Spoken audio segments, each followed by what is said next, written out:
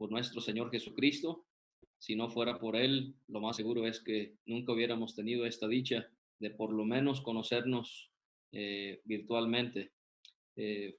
Quisiera pedirles que me acompañen en la lectura de la palabra en Primera de Corintios, en el capítulo 15, y vamos a leer los primeros 4 versículos de Primera de Corintios, capítulo 15, versículos 1 a 4.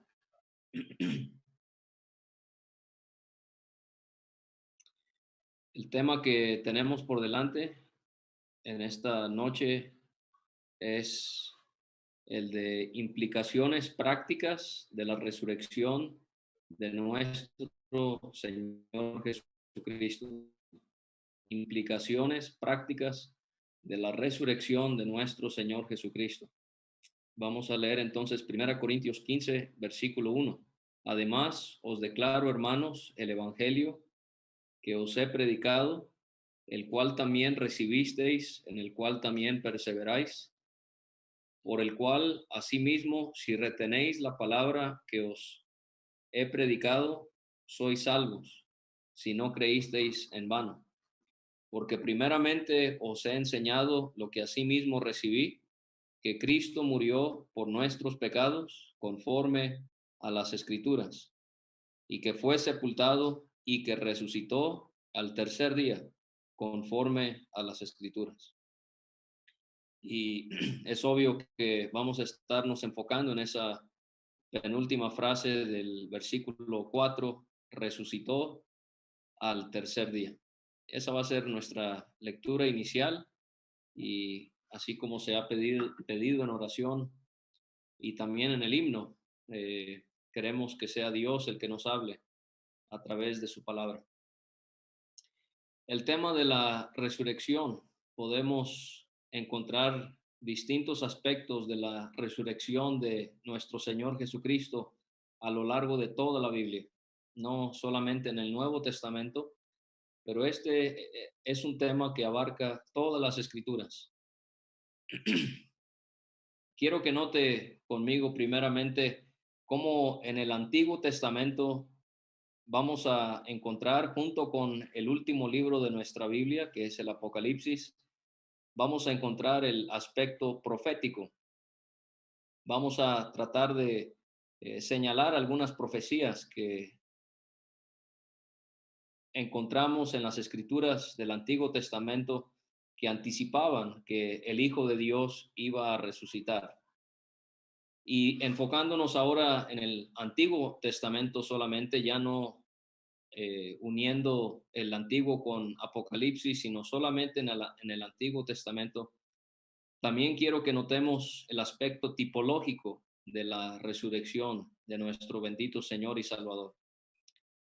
Y en segundo lugar, solamente vamos a mencionarlo porque es mucho material, sería en los Evangelios. Ahora entramos al Nuevo Testamento. En los Evangelios encontramos el aspecto histórico de la resurrección de Jesucristo. Y en tercer lugar, donde quisiéramos pasar más tiempo en esta noche, y que en sí es el tema de esta noche, las implicaciones prácticas de la resurrección. Vamos a ver implicaciones prácticas para el Señor mismo, cómo fue que la resurrección le permitió gozar de distintos privilegios, y también vamos a notar implicaciones prácticas para nosotros, cómo nos afecta a usted y a mí el hecho de que nuestro Señor Jesucristo resucitó de entre los muertos. Así que con la ayuda del Señor, eso es lo que tenemos por delante, y queremos poder pensar en estos momentos que se nos disponen para poder meditar en nuestro Señor Jesucristo y poder ver cómo las meditaciones sobre nuestro Salvador pueden afectar muy profundamente nuestras vidas para poder servirle y agradarle al Señor. Notamos entonces cómo en el Antiguo Testamento y en Apocalipsis tenemos el aspecto profético. Creo que si leemos la Biblia muy al comienzo de las Escrituras, notamos una primer profecía de la resurrección del Señor. Y es en ese trágico capítulo 3 de Génesis, cuando Dios maldice a Adán, a Eva y a la serpiente. Y hay unas palabras muy interesantes que Dios le dice allí, dice en Génesis 3:15, y pondré enemistad entre ti y la mujer, y entre tu simiente y la simiente suya. Esta te herirá en la cabeza y tú le herirás en el calcañar.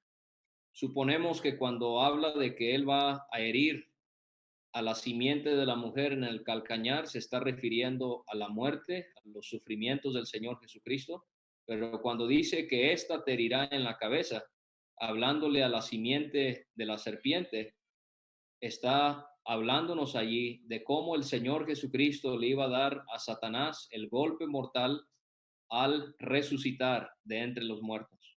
Entonces, un día, según Apocalipsis, el Señor va a poder lanzar para siempre al diablo al lago de fuego para toda la eternidad, y también durante el milenio estará atado en el Hades, y todo esto es posible porque Él resucitó de entre los muertos. Él, como sabemos, a una serpiente no la podemos matar al cortarle su cola, sino tenemos que cortarle su cabeza. Bueno, yo no voy a poder hacerlo, quizás usted se anime, usted me ayudará, pero le cortamos la cabeza a la serpiente para poder derrotarla, para poder quitarle su vida. Y así pensamos en nuestro glorioso Señor, como Él, al resucitar victoriosamente de entre los muertos, Él pudo herir con ese golpe mortal a la serpiente en su cabeza. También hay otra profecía en el Antiguo Testamento, y serían palabras mencionadas por uno de los primeros hombres que vivieron, aunque Job se encuentra casi a la mitad de nuestra Biblia. Sabemos que Job fue alguien que vivió eh, relativamente al inicio de la raza humana. Y Job, él dice esas bellas palabras: yo sé que mi Redentor vive y al fin se levantará sobre el polvo. Y entonces es increíble pensar que Job, viviendo tantos años antes de la resurrección del Señor Jesucristo, él pudo, por inspiración del Espíritu Santo, de cierta manera entender que su Redentor vivía y que iba a levantarse sobre el polvo. Entramos al libro de los Salmos. Esta sería quizás una de las profecías más conocidas de la resurrección del Señor, y estas son palabras que sabemos que se refieren a la resurrección del Señor porque el apóstol Pedro lo confirma en Hechos capítulo 2, cuando escribe el salmista en el Salmo 16:10: porque no dejarás mi alma en el Seol, ni permitirás que tu santo vea corrupción. Y entonces ahí encontramos una tercera profecía de la resurrección de nuestro Señor Jesucristo.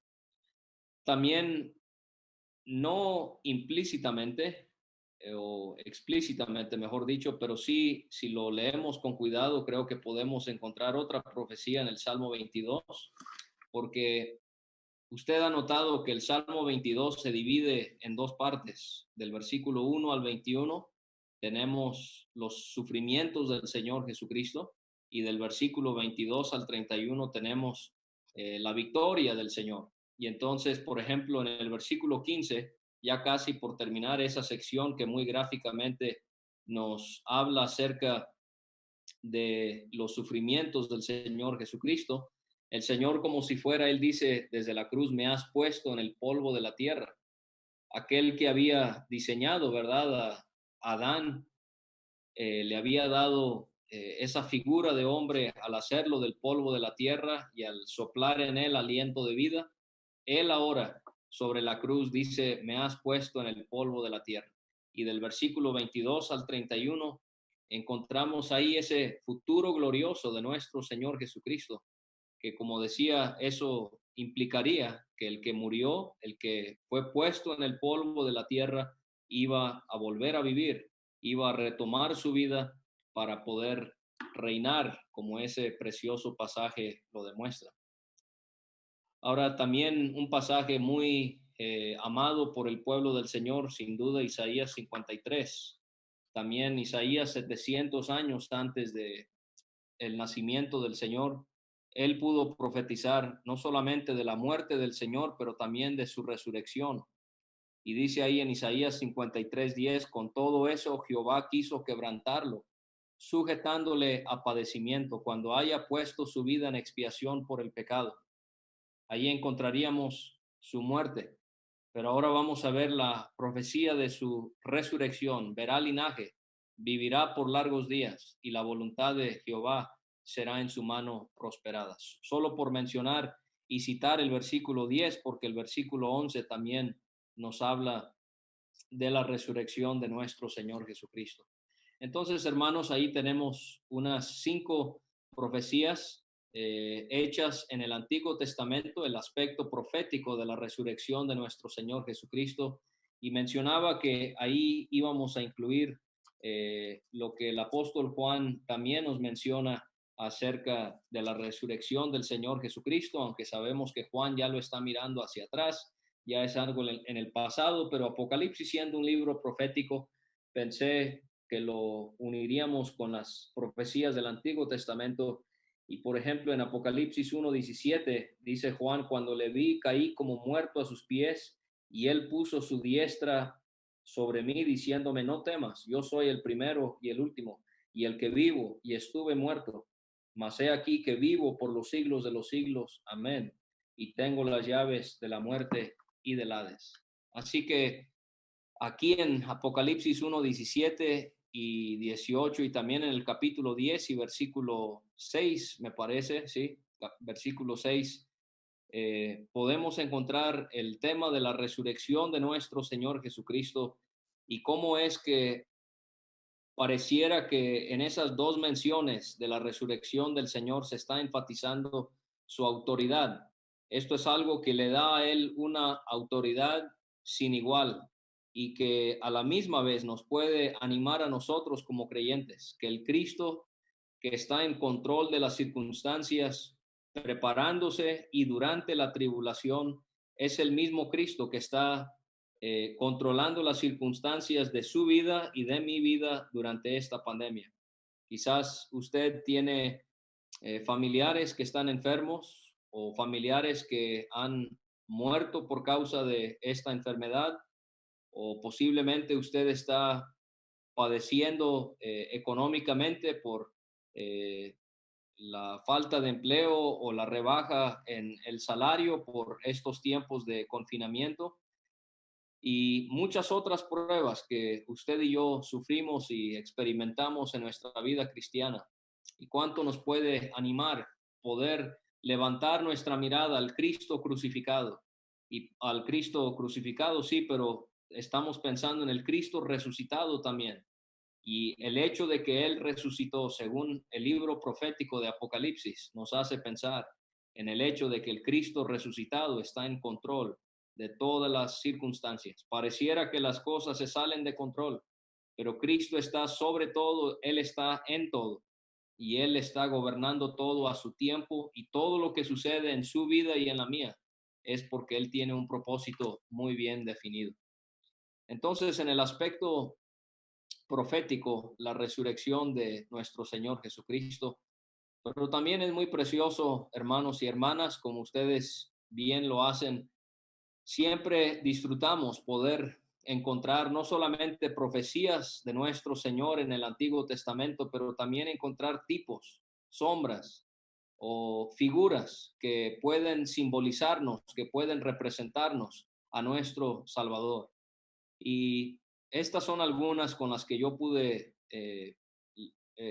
averiguar, que pude encontrar, eh, pero si usted tiene otras, me gustaría mucho que me las compartiera, porque muchas veces hablamos de los símbolos o de la simbología, la tipología que hay en el Antiguo Testamento de la muerte del Señor, pero quizás no tanto de su resurrección. Entonces, por favor, colaboren conmigo si tienen más para añadir a esta lista de 7 que quisiera considerar con ustedes rápidamente. La primera sería en Génesis capítulo 1, el día 3 de la creación.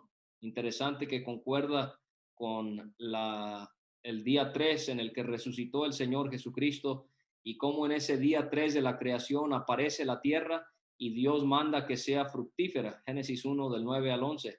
Y entonces quizás pudiéramos ver allí al Señor Jesucristo en su resurrección. Esa tierra que no había producido fruto, ahora de repente produce fruto por el poder de Dios, y esto nos hace pensar en la resurrección fructífera de nuestro Señor Jesucristo. No podemos calcular el fruto que ha habido por causa de la muerte y de la resurrección de nuestro Señor. En segundo lugar, pienso en el arca de Noé. En Génesis capítulo 8 y versículo 4 leemos que el arca reposó sobre el monte Ararat el mes séptimo, en el día 17. Ahora, si pasamos a Éxodo, en el capítulo 12 leemos que la Pascua fue instituida, y esto modificó el calendario porque el que era el mes séptimo pasó a ser el mes primero. Y entonces, pensando en la Pascua sacrificada en el día 14 del mes primero, eso sabemos que la Pascua representa la muerte de Jesucristo, y en ese mismo mes, aunque no obviamente fue en las mismas fechas, fue antes, pero en el mismo mes, 3 días después, en el día 17, fue que el arca reposó sobre el monte Ararat, después de pasar por las aguas del diluvio que pudieran representarnos el juicio de Dios sobre Cristo en la cruz. El arca sobre el monte Ararat reposando ahí quizás pudieran hacernos recordar de la resurrección de nuestro amado Señor. Quizás el que sería el más conocido, o uno de los más conocidos, sería en tercer lugar Isaac, ¿verdad? Él también es figura de la resurrección del Señor Jesucristo, porque Hebreos capítulo 11 nos confirma que cuando Abraham remueve a su hijo Isaac del altar, esto está representando al Señor Jesucristo retomando su vida. En cuarto lugar, podemos pensar en la purificación de la lepra. Ahí en Levítico 14, ¿se acuerda que el sacerdote tomaba 2 avecillas? Una avecilla era degollada y permitían que agua descendiera sobre esa avecilla. Bajo esa corriente de agua, la avecilla degollada era sacrificada, pero la otra avecilla era soltada para poder volar sobre la faz del campo, dice ahí en Levítico 14. Entonces, quizás la primera avecilla nos podría hablar acerca de la muerte del Señor, y la segunda avecilla, que era soltada para volar viva, podría hacernos pensar en la resurrección del Señor Jesucristo. Número 5, en la fiesta de las primicias, una de las 7 fiestas nacionales de Israel, en este festival llamado primicias. Usted quizás ha leído ahí en Levítico 23, el pueblo de Israel tenía que presentar sus primeros frutos, y si sacamos la cuenta, en el día en que lo iban a hacer, lo ofrecían el día domingo, y todos sabemos, el Nuevo Testamento nos enseña, ¿verdad?, que el Señor Jesucristo, Él resucitó triunfantemente un día domingo, un día del Señor. Número 6, podemos también pensar en la resurrección de Cristo en la vara de Aarón que reverdeció. Números 17, esa vara inerte que no tenía vida, y al día siguiente, para sorpresa de aquellos que querían rebelarse en contra de la figura de Aarón y la autoridad que él tenía, y pensamos en cómo esa vara reverdeciendo nos puede también recordar, traer a nuestra memoria la resurrección del Señor Jesucristo. El Señor Jesucristo nos confirma un séptimo tipo de la resurrección de él mismo con Jonás, ¿verdad? En el vientre del gran pez. Mateo 12:40, el Señor Jesucristo enseñó que así como Jonás había estado en el vientre del gran pez por 3 días y 3 noches, así también el Señor Jesucristo, Él estuvo en el corazón de la tierra 3 días y 3 noches, y así como Jonás fue expulsado del vientre de ese gran pez con vida, milagrosamente, así también el Señor Jesucristo, Él salió de aquella tumba con vida. Ahora, solo para mencionarlo, habíamos dicho que ahora pasamos a los evangelios y podemos encontrar en los evangelios el aspecto histórico de la resurrección del Señor Jesucristo. Los 4 evangelistas mencionan este dato histórico tan relevante e importante en Mateo 28, en Marcos 16, en Lucas 24 y en Juan capítulo 20. Leemos esa increíble escena de mujeres y de hombres llegando a la tumba del Señor Jesucristo y encontrándose que la tumba estaba vacía, y también hablando con ángeles que les confirmaron que el Señor había resucitado, que Él no estaba allí y que Él había vencido la muerte tal como Él se los había anunciado. Ese tema es muy amplio y no podemos pasar más tiempo allí por tanto material que hay, pero solo quiero animar a mis hermanas, porque uno no puede leer acerca de la sepultura y de la resurrección del Señor Jesucristo sin ver la relevancia, la utilidad, el valor que Dios tiene para las mujeres.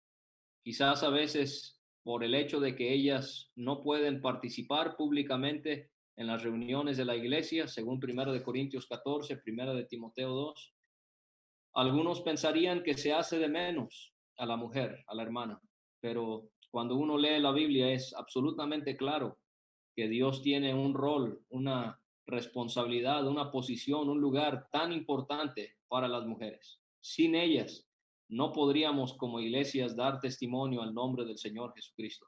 Sin ustedes, hermanas, la iglesia no podría poder caminar como el Señor lo desea. Así que yo quiero animar a cada uno de mis hermanos y más bien ahorita pensando en mis hermanas, que Dios les ha dado un lugar muy importante y Él les ayude a poder llevar a cabo esa responsabilidad que Él les brinda. Ahora entonces pensamos en sí, en el tema que quisiera enfocarme en cuanto a las implicaciones prácticas de la resurrección del Señor Jesucristo. Y ahora estamos llegando a las epístolas. Ya hemos visto la resurrección del Señor en el Antiguo Testamento, en Apocalipsis, y también hemos mencionado un poco de la resurrección en los evangelios. Entonces esto nos deja con las epístolas y podemos pensar en el aspecto práctico, porque en las epístolas sí hay algunas excepciones. 1 Corintios 15, donde hemos leído, se enfoca el apóstol Pablo para también darnos el aspecto histórico, pero generalmente hablando, en las epístolas encontramos más bien el lado práctico de la resurrección del Señor Jesucristo. Y un hermano hace unos días me hizo una pregunta sobre Romanos 6 y esto fue lo que me hizo pensar en este tema de la resurrección del Señor Jesucristo, porque Romanos 6 es un ejemplo de el aspecto práctico en sí, cómo impacta en nuestras vidas hoy en el 2020 o desde que usted creyó en el Señor, cómo nos impacta en nuestras vidas el hecho de que el Señor Jesucristo resucitó.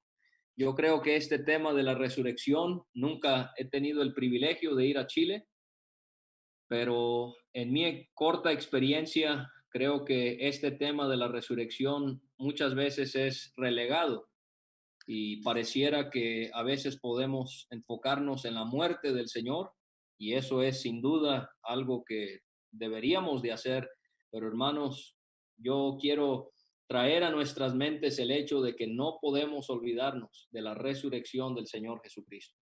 Ahora, en estos dos aspectos que quisiera considerar con ustedes, cómo la resurrección tiene implicaciones prácticas sobre el Señor mismo y en segundo lugar sobre nosotros, quiero nomás mencionar, y quizás usted ya lo ha disfrutado anteriormente en su estudio de las Escrituras, poder notar cómo es que el asunto, la obra de la resurrección, es una de esas obras que la Trinidad llevó en conjunto, en concierto. Las tres personas de la deidad estuvieron activos en este hecho tan dramático que el Hijo de Dios al tercer día resucitara de entre los muertos. Puedo pensar que es el mismo caso en la creación, ¿verdad?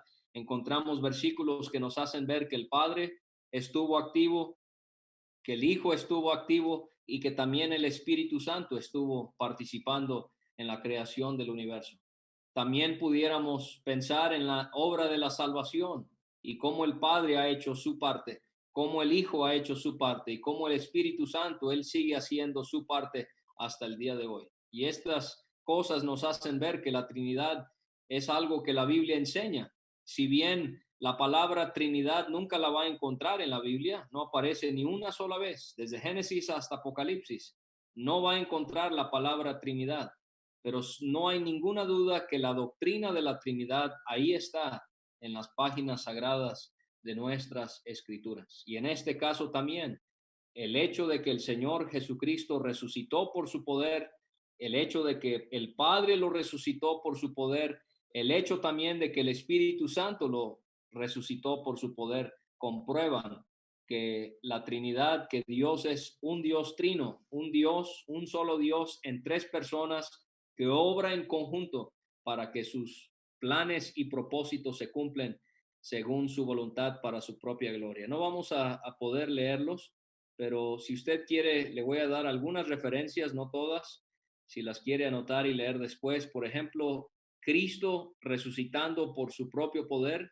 Juan 2, 18 y 19, y Juan 10, versículo 18.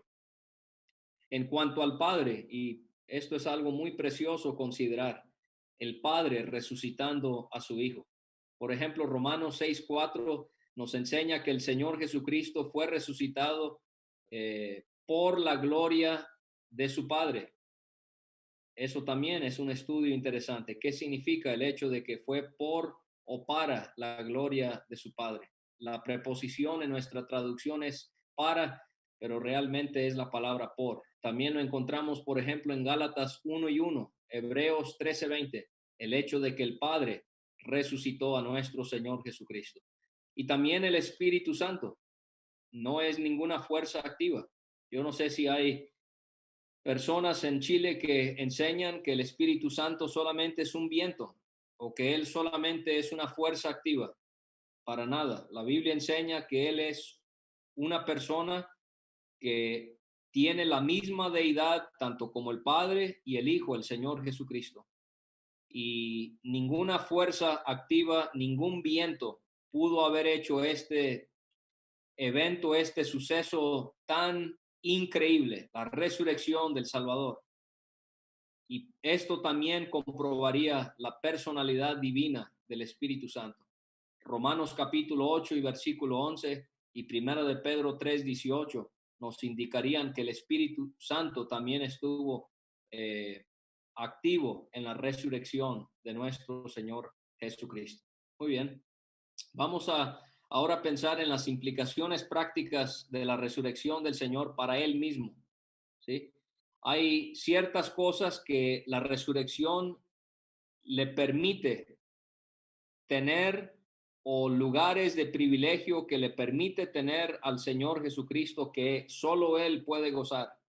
Y le voy a dar una lista de por lo menos unas 7 cosas que la resurrección resulta para bien o a favor de nuestro Señor. Por ejemplo, en primer lugar, a través de su resurrección, Dios estaba declarando que Cristo era y sigue siendo y siempre será su Hijo. Romanos 1:4, fue declarado Hijo de Dios con poder según el Espíritu de Santidad. Ahí encontramos uno de los 40 aproximadamente títulos del Espíritu Santo que tenemos en la Biblia, el Espíritu de Santidad por la resurrección de entre los muertos. Entonces, ¿cómo declaró Dios que Cristo era genuinamente, verdaderamente su Hijo? Por medio de su resurrección. Número 2, la resurrección del Señor Jesucristo, hermanos, implica que la obra vicaria del Gólgota fue consumada. El hecho de que Cristo al tercer día volvió a vivir después de estar muerto 3 días nos indica que sin ninguna duda la obra vicaria de la cruz había sido consumada. Cristo dijo, consumado es. Él llevó todos los pecados sobre sí, sobre ese madero. Pero ¿qué es lo que confirma? ¿Qué es lo que comprueba que realmente esa obra sí había sido concluida? Dice Romanos 6:10, porque en cuanto murió, al pecado murió una vez por todas, mas en cuanto vive, para Dios vive.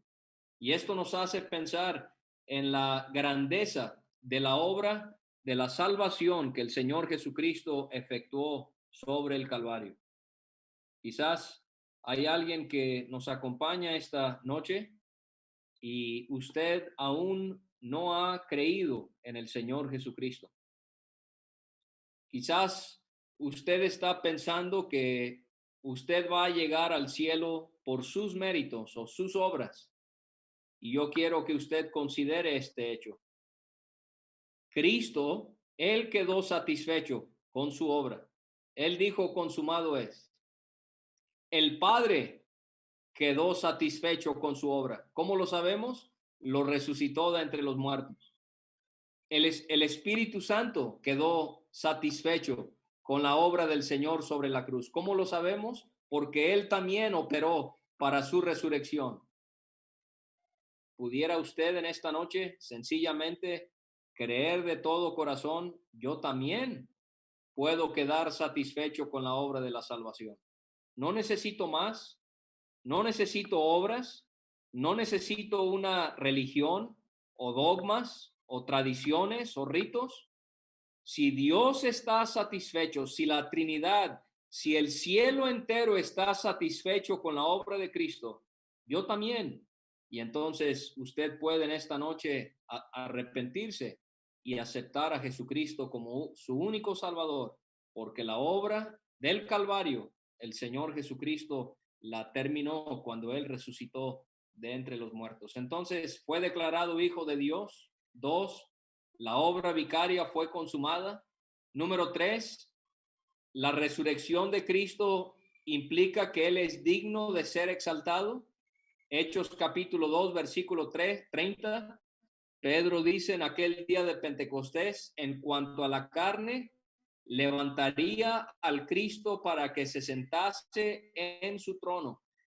Y entonces esto es algo precioso, hermanos, que la resurrección del Señor Jesucristo lo hace digno de ser exaltado, de poder tener ese lugar de honra y gloria que Dios le ha dado. Encontramos también número 4, que tiene que ver con el punto 3. La resurrección de Cristo también implica que Él es el que goza de ese señorío que nadie más puede poseer. Romanos 14:9 dice, porque Cristo para esto murió y resucitó y volvió a vivir. ¿Para qué? Para ser Señor, así de los muertos como de los que viven.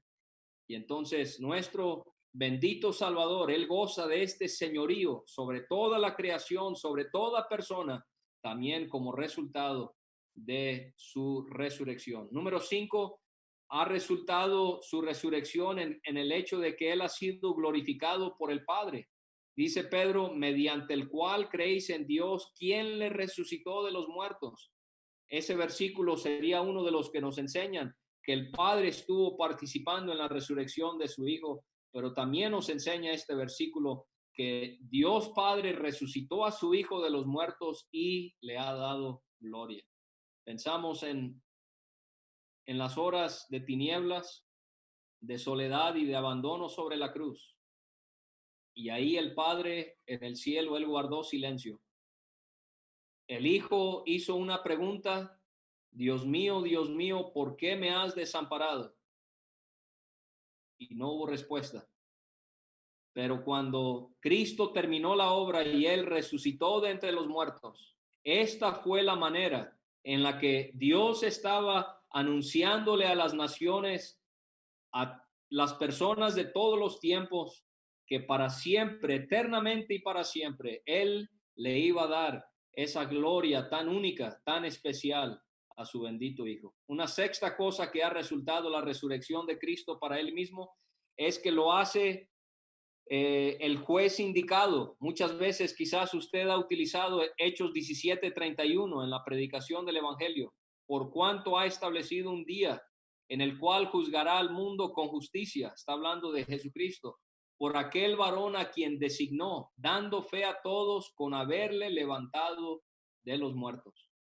Qué solemnidad que aquel que se sentará sobre el gran trono blanco será aquel que resucitó por cada pecador, pero que no quiso recibirle como Señor y Salvador.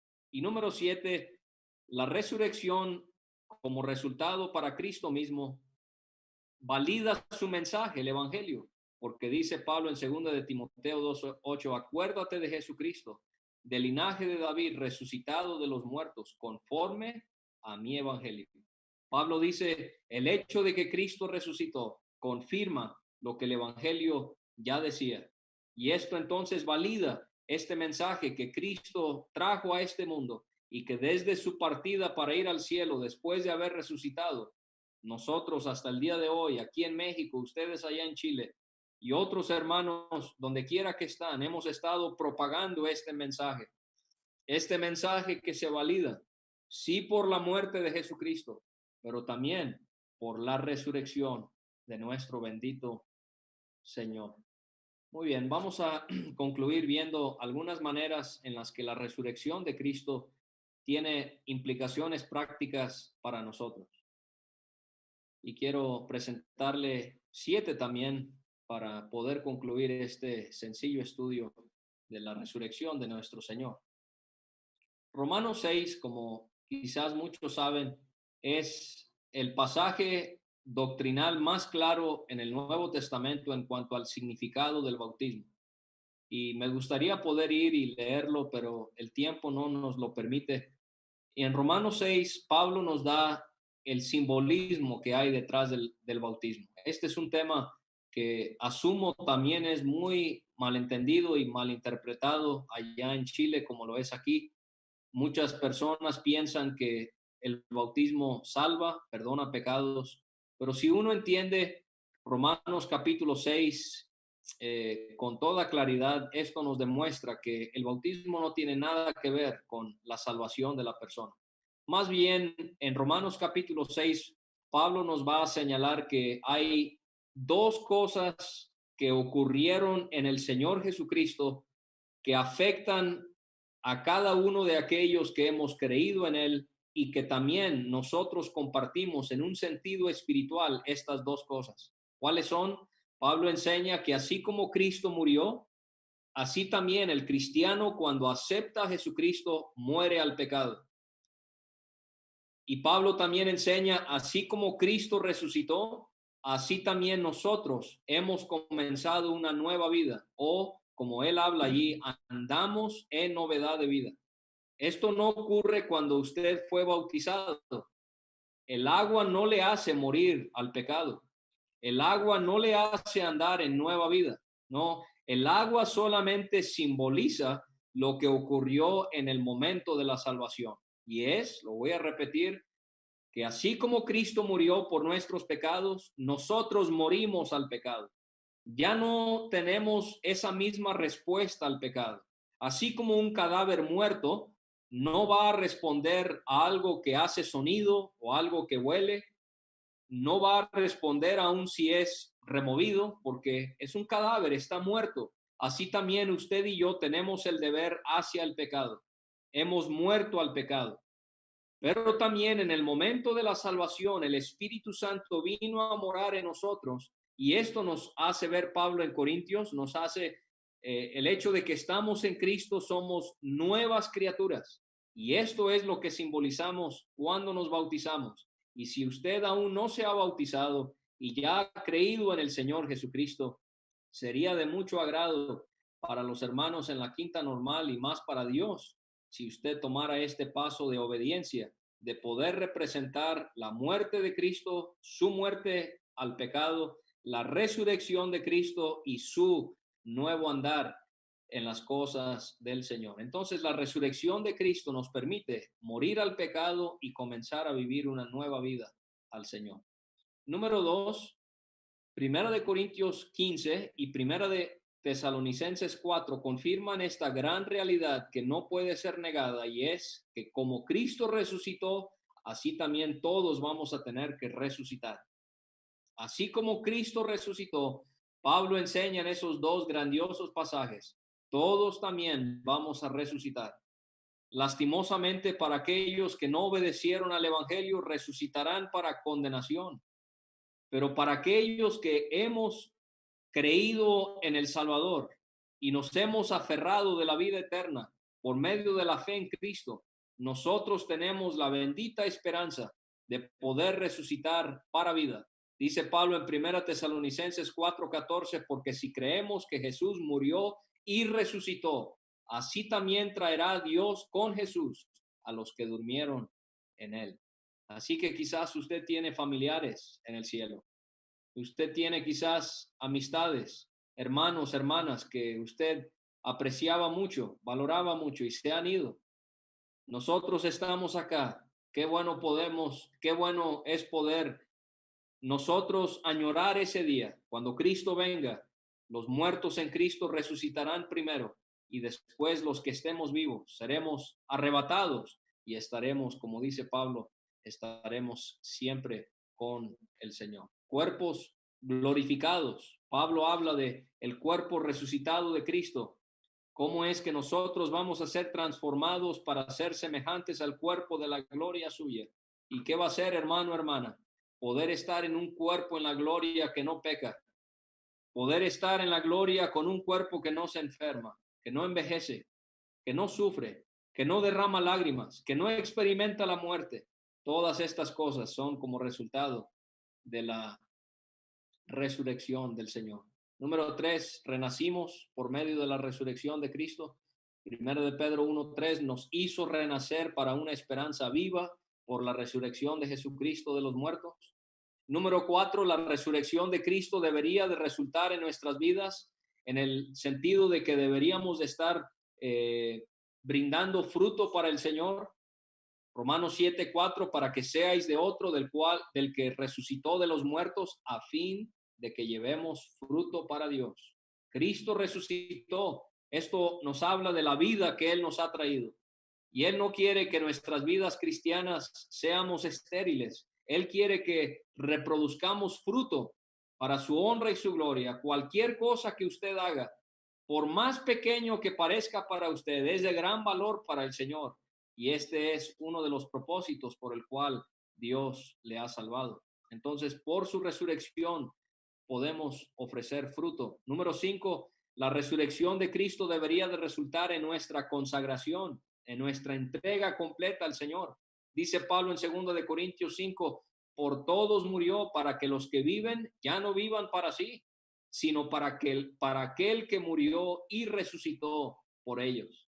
Entonces, hermanos, el Señor nos motive en esta noche a poder renovar ese deseo que quizás pudiéramos en algún momento de nuestra vida perder, de poder darle todo a Él, pensar que aquel que murió y resucitó merece que yo pueda darle todo lo que soy. Número 6, la resurrección de Cristo nos ha obtenido a nosotros nuestra justificación. Pablo dice en Romanos 4, el cual fue entregado por nuestras transgresiones y resucitado para nuestra justificación. Qué bueno es poder ir a cama esta noche y poder saber que delante de Dios el juez somos justos porque hemos creído en su Hijo y Él nos ha declarado justos. Y esta justicia, esta declaración de justificación es únicamente por medio de la muerte y de la resurrección del Señor Jesucristo. Y terminamos, número 7, la resurrección de Cristo también debería de cambiar la manera en la que miro, observo, en la que veo. Pablo dice en Colosenses 3:1 y 2, si pues habéis resucitado con Cristo, buscad las cosas de arriba, donde está Cristo sentado a la diestra de Dios. Poned la mira en las cosas de arriba, no en las de la tierra. Y quizás estos días de reclusión en casa nos pueden hacer analizar nuestras vidas y poder recordar si Cristo ha resucitado y Él está en la gloria. Mi vista no debería de estar en este mundo que ofrece placeres, diversión, entretenimiento, pero que es pasajero. Más bien deberíamos de poder fijar nuestra mirada en el Cristo resucitado y poder mantener nuestra mirada también en Él, a pesar de las pruebas, las angustias, las aflicciones que podemos tener. Implicaciones prácticas de la resurrección del Señor Jesucristo. El Señor nos ayude a considerar no solamente al Cristo crucificado, pero también meditar en el Cristo resucitado.